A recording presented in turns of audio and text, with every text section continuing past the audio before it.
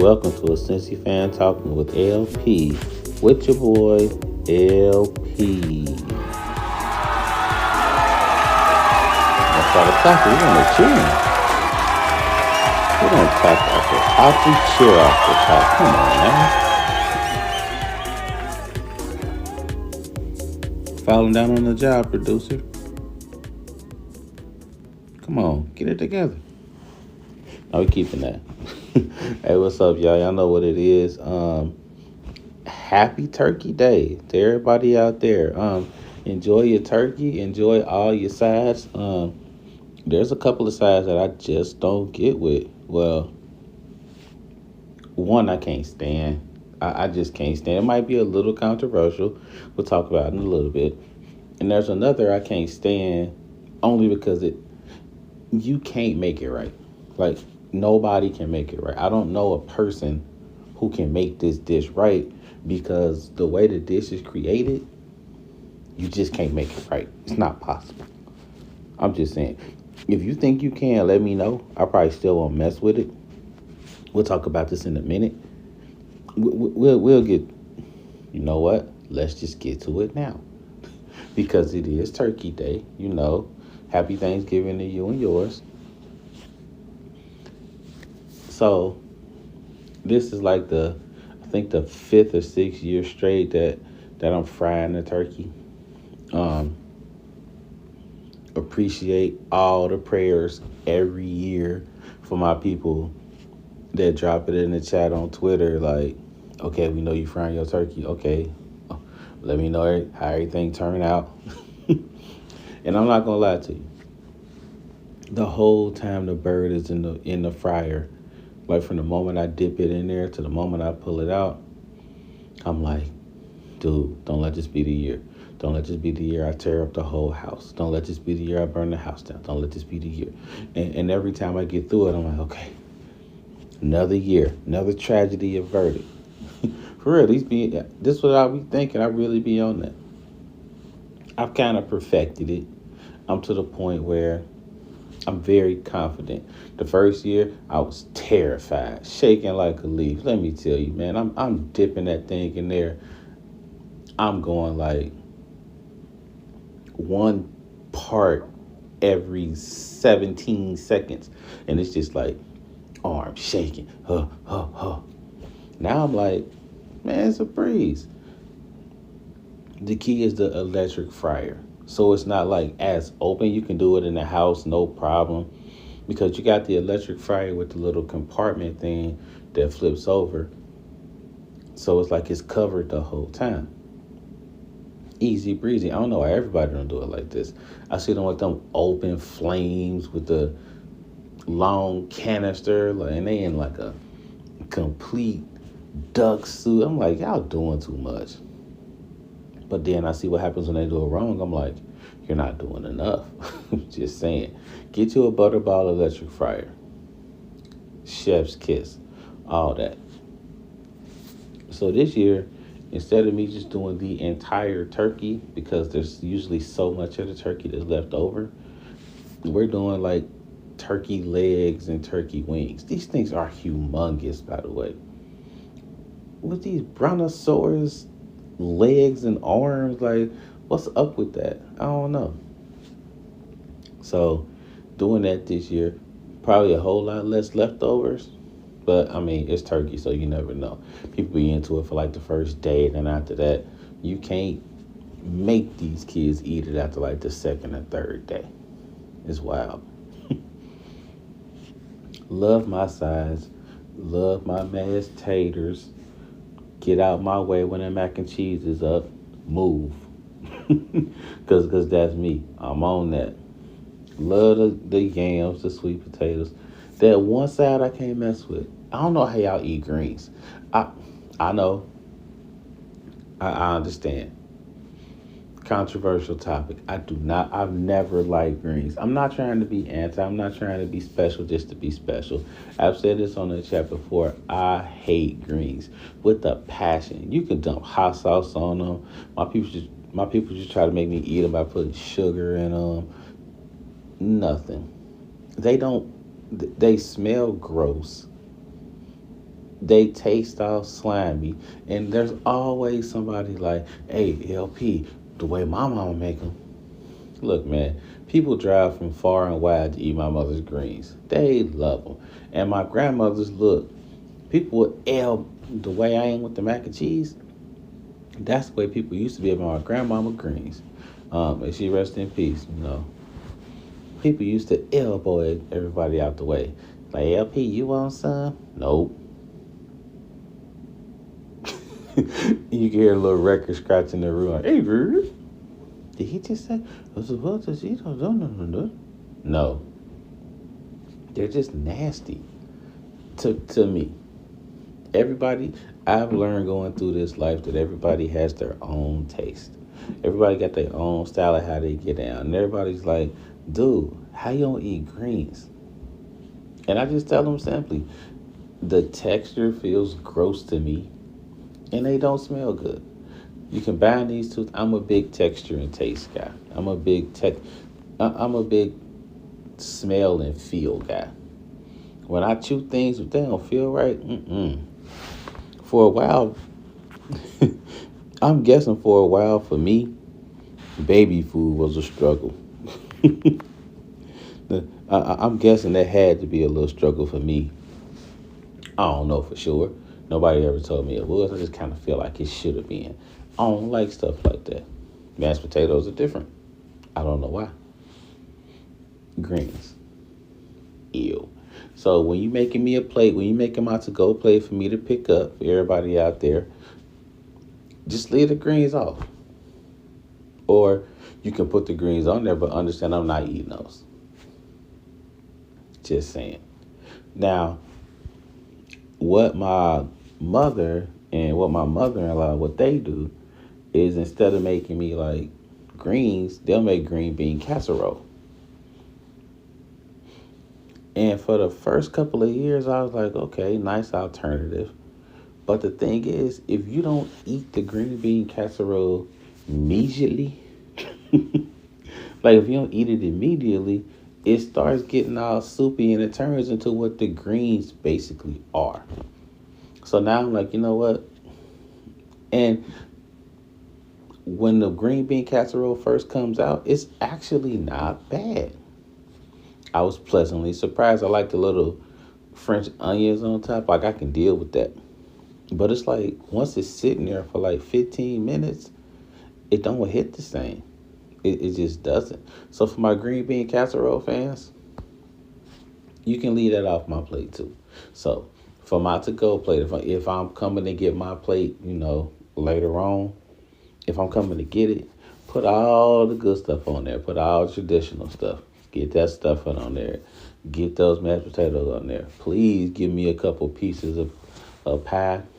Don't even matter what kind of pie. I guess except for key lime.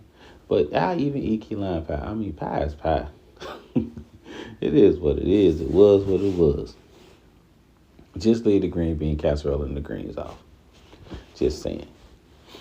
So, Thanksgiving, you got the food, you got the family, and this is America, so you gotta have the football. You gotta have the 3 Fs. And you got my team. You get to watch my team play on Thursday night. You get to watch my team play while you stuffing down that third plate or while you getting into that second serving of your dessert or, I don't know, your fourth or fifth beer or whatever may have you. You get to watch my Bengals play against the Ravens. Now, fun fact. I think this is like the 4th year in a row, maybe 3rd, maybe 4th year in a row that the Bengals have played the Ravens in Baltimore on prime time. That's a wild fact. Like it really is. We can't buy like a Sunday night or Monday night game against the Ravens in Cincinnati. It's so weird.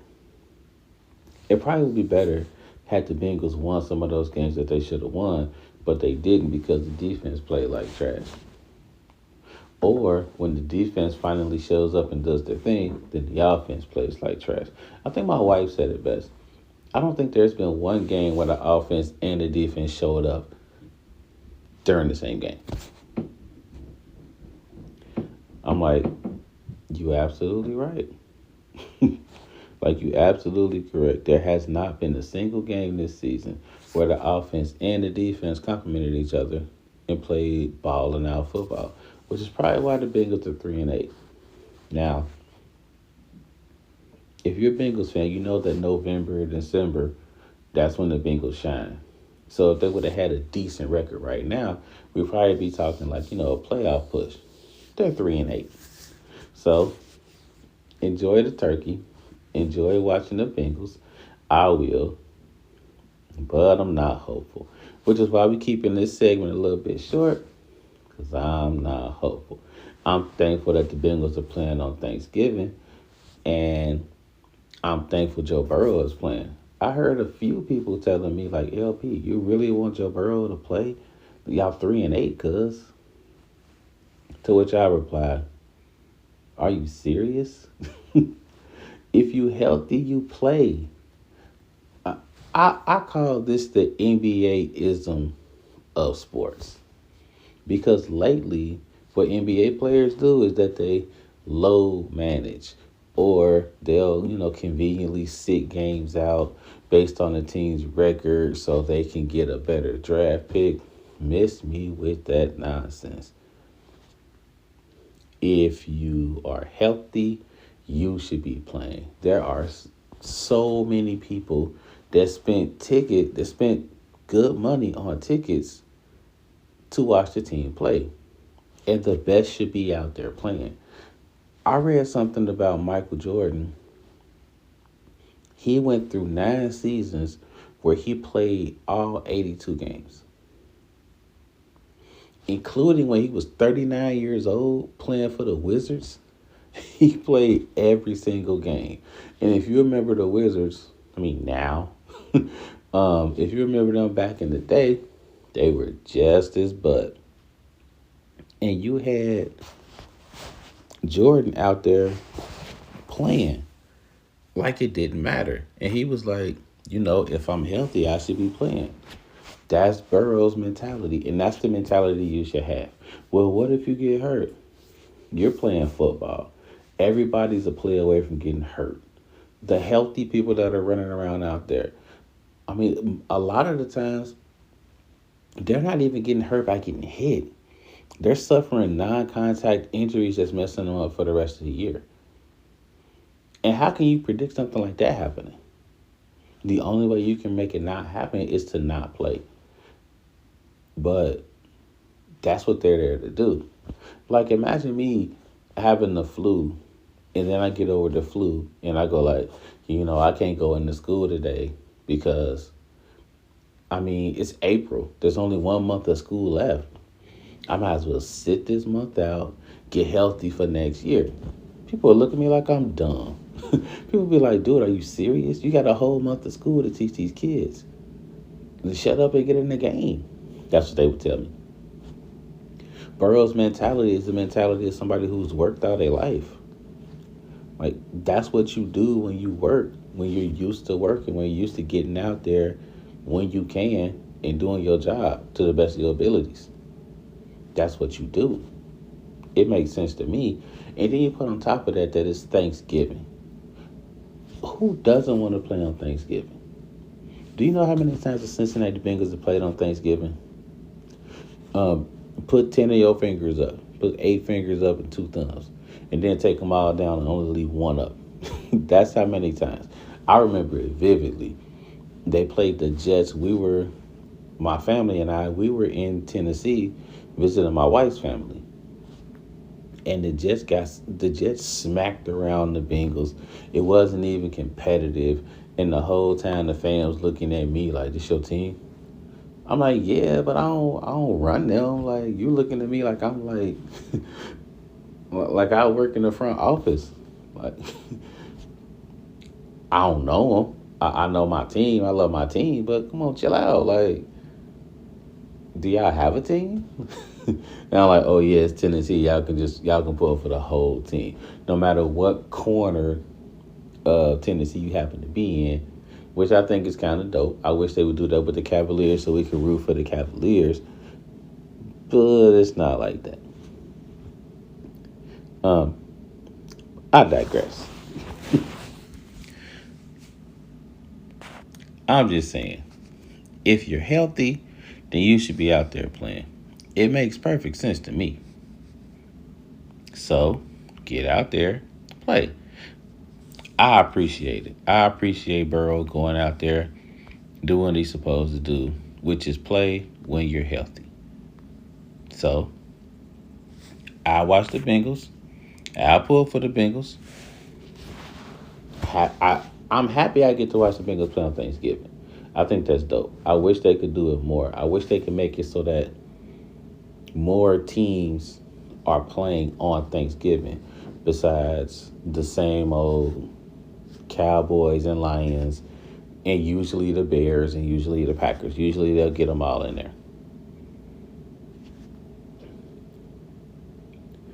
Am I saying more Thanksgiving Day games? Is that what I'm saying? I don't know. I'm confusing myself. We should move on. Um, it's hate week, a weird term for playing a team that's a rival, but that's what it's normally called. It's called hate week. Now, you know my stance last year. I was saying this. Diving, I'm not about to dive head first into ultra Michigan hate. I don't like Michigan. But that's like really 1 week out of the year where I say that with my chest. For the rest of the time, it's like, ha, ha, ha, Michigan sucks, yada, yada, yada. This is not something I carry with me like a backpack. I'm tired of Ohio State losing to Michigan. I'm tired of my squad losing to Michigan. Definitely. But here's the thing, and I asked a whole lot of Ohio State fans, would you rather beat Michigan or would you rather win the national title? Almost a consensus. I had two people say Michigan. I had everybody else say national title. Now, let me preface this by saying this. You will never hear me say this game means nothing. I don't care about the game. Man, they should go ahead and just sit their starters. It don't matter if we beat them or not, man. Get out of here. There was a 2 year stretch where I rocked with Michigan. Well, we can say four. It was the 4 years that the Fab Five was on the Michigan campus. And those are probably the only 4 years you saw me in Michigan anything. Everybody rocked with the Fab Five where I was from. It didn't matter if you were black. It didn't matter if you were white. It didn't matter who your favorite team was. Now, all that went out the window. We wanted the Fab Five to win. I wanted them to beat Ohio State for those 4 years. Because, like, I just loved what they were doing. I'm like, dude, I've never seen something like this before. As a youngin' watching that. Other than that 4 year time period, it's been Michigan Blues the whole time. So when I tell you I would rather win the national title, that tells you how high of a regard I have for a national title. I mean, that's the goal. Real talk, y'all. That's the goal. The goal of anything is to be the best team out of everybody at the end of the year. That's the goal. If anybody tells you that's not the goal, that's insane. But I understand why we say beating Michigan is so important. Because until 2 years ago, until last year for real, you had three goals. And they were all kind of like part of each other. The first one was to beat Michigan. Because if you beat Michigan, you'll probably get to the Big Ten title game. And then if you got to the Big Ten title game and won that, then you were probably on the road to win the national championship. All of these things, they were inclusive. One went into the other. You really couldn't do one without doing the other. You couldn't get to the Big Ten title game without beating Michigan. You couldn't. And then it would be like a rare occasion where you didn't win the Big Ten title and still got to play in the playoff, but that was rare. That was rarefied air right there because there was only four teams. And before that was the BCS period. It was only two teams. And then before that, there wasn't even a playoff, so there weren't any teams to like be in the playoffs. So it was really just who looked the best, who do you hate the most. It was like that. Like college football was a weird regionalistic time, but now it's different. It's not the same way it was, so we have to alter our thinking. You have to. You can't be out here putting all your eggs in the beating Michigan. You can't do that anymore. And it sounds good. We hate them. We hate them. Like, we got to beat them if it's the last thing we do. Riddle me this. What if your approach is it's the last thing we do and then you beat them? But you got the game next week. You spent all your energy and you blowing your like emotional load into beating one team. But it's a regular season game. Then you got to roll around and play again the next week. You kind of spent. And now, after that game, you got playoff games. The college football schedule has made it so that there are more important games than beating your rival. It doesn't make the game less important.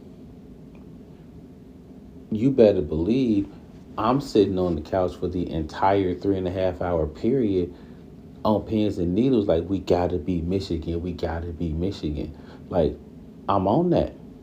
It's been 4 years. I can't take this. And this is after 8 year stretch where we popped them to the point where I'm like, is this even a rivalry? Are we counting Michigan as rivals? So I'm like, let's win this. Let's do this. But after the game, we're moving on. We are. We're like, we want to win this because we want to beat Indiana, probably. And then get that mojo going to the playoffs. That's how it has to be now. I feel like Ryan Day's approach is a lot better than it was last year. I don't even think he understood that last year. I think he put so much into beating Michigan that he just coached really, really tight. He was really scared to make decisions. He was scared to let his quarterback throw it deep. He ran the ball way too much. Why were they running the ball so much? It was so weird just watching them be the opposite of what they've been the entire year. And they're just running the ball, running the ball, running the ball. Play to your strengths. The strength last year was we had better wide receivers than everybody. Guess what the strength this year is? We have better wide receivers than everybody. Play to your strength. If Ryan Day coaches the way he coached during that playoff run, Michigan does not have a chance, y'all. They really don't. He was aggressive. He was freewheeling. He wasn't afraid. He let his offensive and defensive coordinator cook. He let them cook. And he stayed out the way. He played the CEO role. He had the big picture, and he let them focus on the details. It was beautiful. If he coaches like that, and I think he will, so I'm not going to have like another scenario in case he doesn't. I think he learned from those 4 games, like, if I'm going to lose, I'm going to lose being me. That's how you got to be in life, man. I'm like that in the classroom. I really am. I'm like, if my ship is going down, if these kids are like about to try some stuff, I'm going to regulate this by being me. I'm not about to be like, okay, what's the procedure? What does better practice? Nah, man. I'm doing what works. Yeah. I'm doing what works for me. It might not be what you think, but I know it works because I've done it and it worked several times. So I'm on that. That's what Ryan Day did. It was perfect. I feel like he's going to do that, and I feel like Ohio State's going to win 34-17. Nope, I don't think it's going to be a close game. Because if you look at all the good teams Michigan has played, they kind of hung in the first half, and then the second half, they didn't have enough offense to hang. I think that's what's going to happen. We're gonna have a kind of a close first half. Michigan might be up by 3.5 or something like that. Second half, here, over with. I hope it is because I don't want to be stressed out watching this game in the fourth quarter. But this is rivalry week, and that could happen. Again, I say this all the time. Don't listen to what I'm saying and place bets off of this. I thought about putting a bet in. I was like, nah, I'm straight. It never happens the way you want to when you bet. I don't know why that is. I feel like the betting guys up there just understand what's going on. And they're like, no, we gonna mess with you. We gonna mess with you. That's how it be. Before I head out, a couple of things. I guess a couple of quick takes. What's up with me today? Like, why aren't words coming out? I don't know. Maybe because I can smell the food and I'm really focused on that. That's probably what that is. First thing, these are like topics that don't really go together, but it's stuff that's on my mind. I had kids tell me in class, I'm a math teacher. I teach math and I teach social studies. 2 middle school students. It's a fun time. I had a couple of kids tell me, Mr. P, why do we need math? Do we really need math? I'm like, you're going to make me drop my marker right now. You're going to make me drop this 14-cent piece of equipment on the ground. I'm really disappointed you would say that to me. I'm like, who would question the use of math? And then I saw, like, I guess these two things do kind of go together. A rapper say something like, you really don't need to learn reading. You need to learn financial literacy. I almost dropped my phone. I almost dropped this $8,000 piece of equipment. Is it that much? I don't know. These iPhones are ridiculous. I'm like, there's 3 points. Number one, if you don't know how to read, life is going to suck for you. As a kid, I know everybody listens to me. So if you're a kid out there listening to this, if you don't learn how to read, and I don't mean just learn how to read so you can read the menu at McDonald's. If you don't know how to read and then comprehend what you're reading to answer questions about what you read, if you can't do that, life is going to suck for you. It really is. And then point two, if you can't read and you can't do basic math stuff, life is going to really, truly suck for you.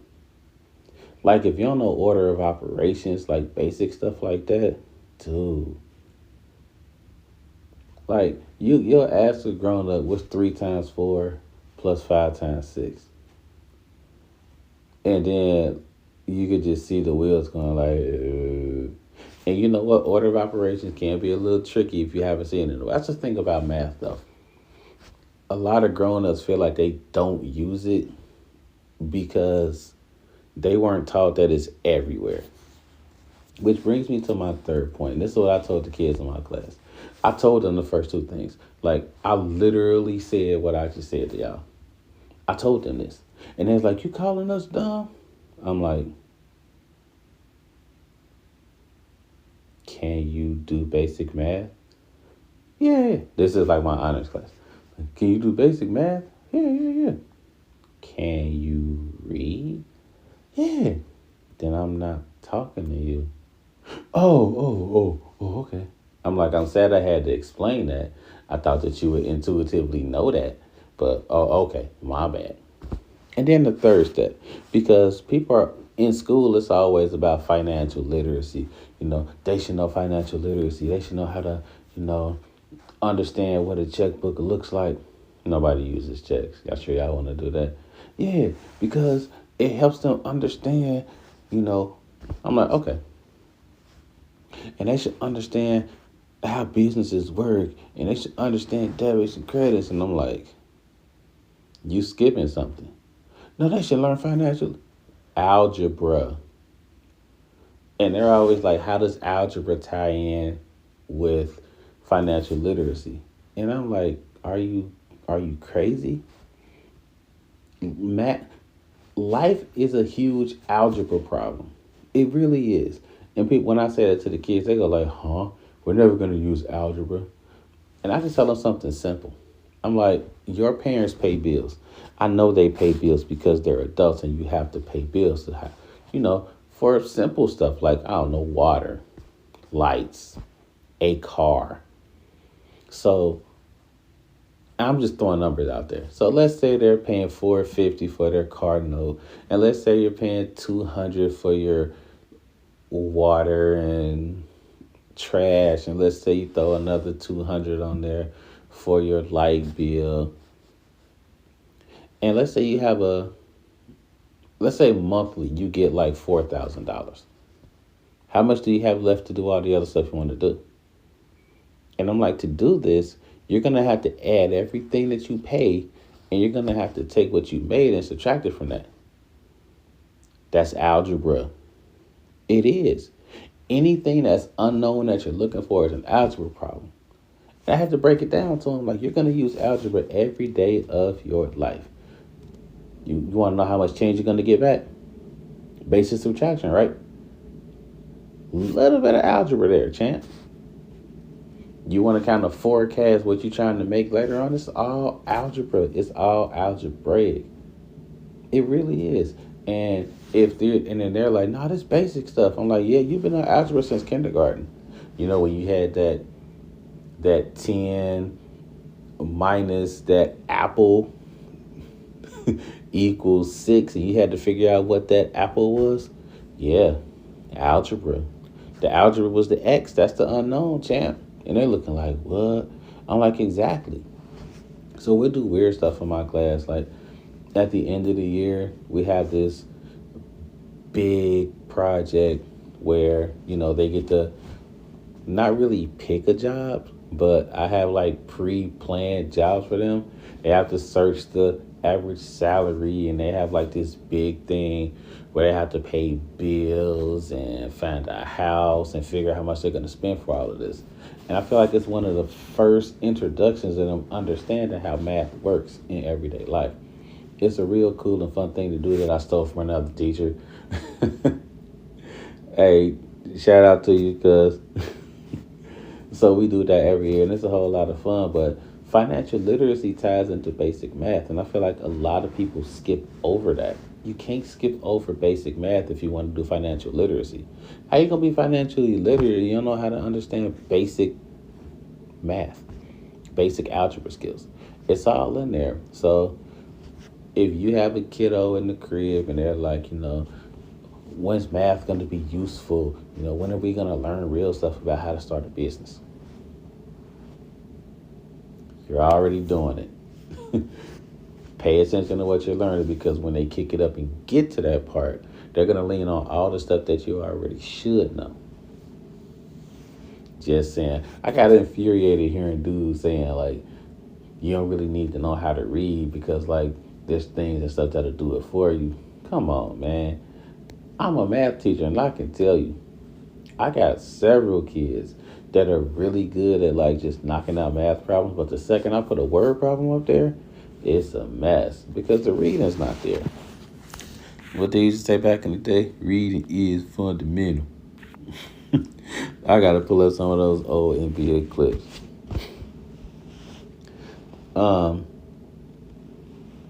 And on that rap note, I heard some folks talking about, well, they've been saying this for a while, how rap is like a young man's game. The kids will be telling me in class, like, you still listen to rap? Rap ain't for old people. I'm like, first off, cuz you're not just going to be coming to me calling me, oh, I'll fail you quick. You can't do that. You probably right. You right. I can't. But I can threaten you with it. I can do that. And they just laugh at me. I'm not going to fail you for calling me old. I'm going to try to take some points away from you. I don't appreciate it. Nah, I'm just messing around, man. Like, It's gonna happen. You're gonna get old at some point, or you're gonna get to a point where no matter how young you think you are, kids are gonna call you old. I think all the kids just assume that every teacher in front of them is about 74 years old. Shout out to all my 70 pluses listening out there. My my my sage residents of the podcast. There you go.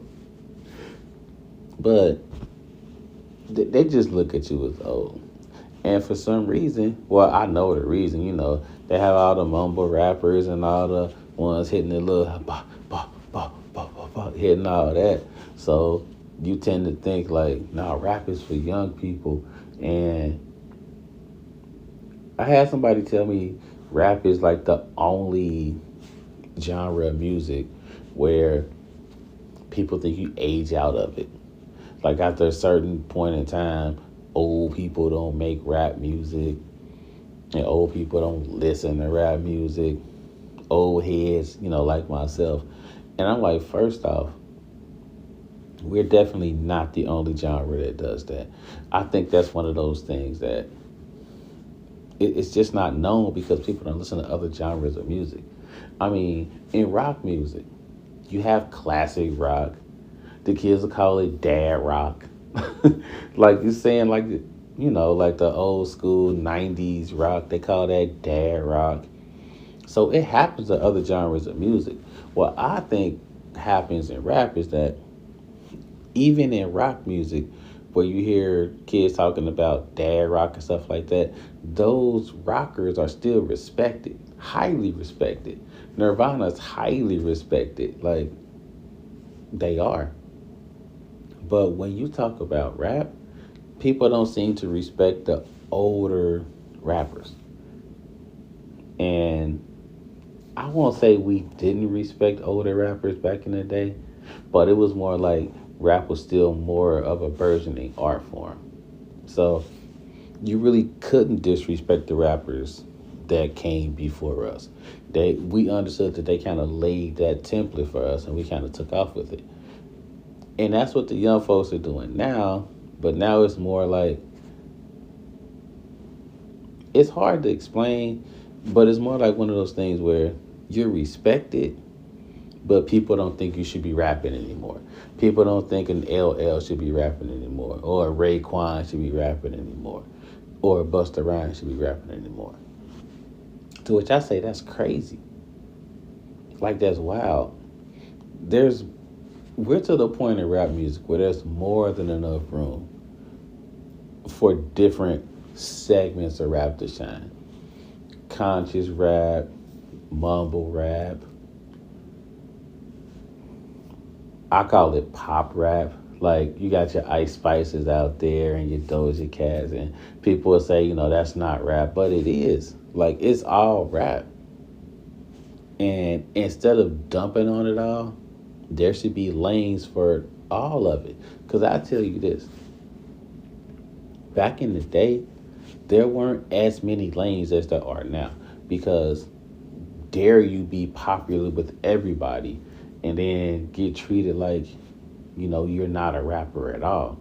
I mean, MC Hammer fought through that, which was really messed up looking back at it because MC Hammer was one of the ones that kind of paved the way for what the rappers are doing now. But he's getting his flowers way late because there were so many TV shows that used Sellout and Hammer synonymously. Like they really did. They played MC Hammer like a sellout because you had a lot of suburban white kids buying his stuff. But guess who was buying NWA stuff? Guess who was buying Snoop Dogg stuff? Guess who was buying Dr. Dre stuff? We can go down the list. Guess who was buying Wu-Tang stuff? Suburban white kids. It wasn't just us black kids buying this stuff. It was them too.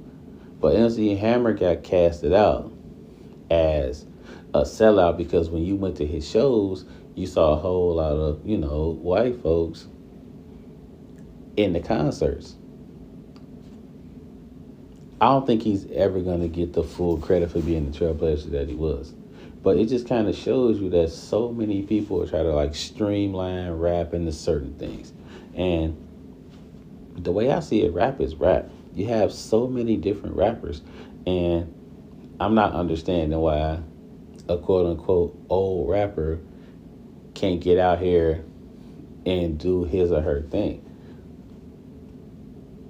It just sounds different. Like, and I heard somebody say like these young rappers can't read, so they can't drop dope lyrics, which is absolutely positively false. You got your J. Cole's, you got your JIDs, you got your Kendrick Lamar's, you got so many of these young rappers out here spitting bars, spitting flames. So I just think people should really understand that rap can't just be a young man's sport.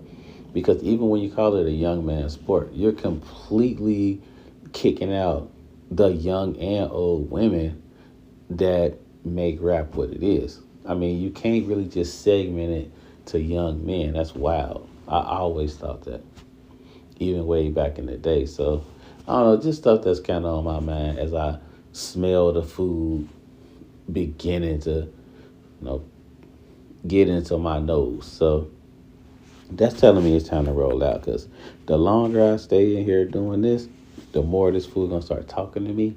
And at some point, I'm gonna like start hitting the kitchen and stealing stuff.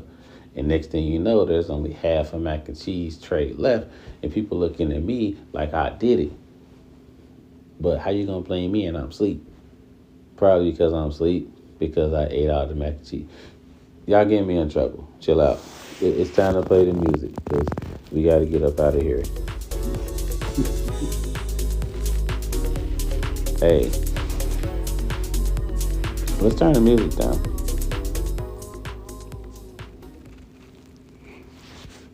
Before we head out, it's a lot of people out there, my family included, that's gonna have like an empty seat at the table because you have a loved one that's no longer there. So keep all of us, we keeping all of y'all in our prayers. So make sure y'all do the same for us. I mean, holidays aren't ever gonna really be the same, like ever, but each year is different, and we're finding joy in being together. And I hope everybody experiences that. Little bros throwing a party Thanksgiving night, which should be an awesome experience. So I go ahead and hit that up after I eat all the food at my house. So I hope you celebrating you and yours. Now we can play the music. Hope y'all had a good time listening. As always, it's a good time talking to y'all. We rounding the bend to Christmas, so clap it up. Close to making it to another year. And as always, life is good.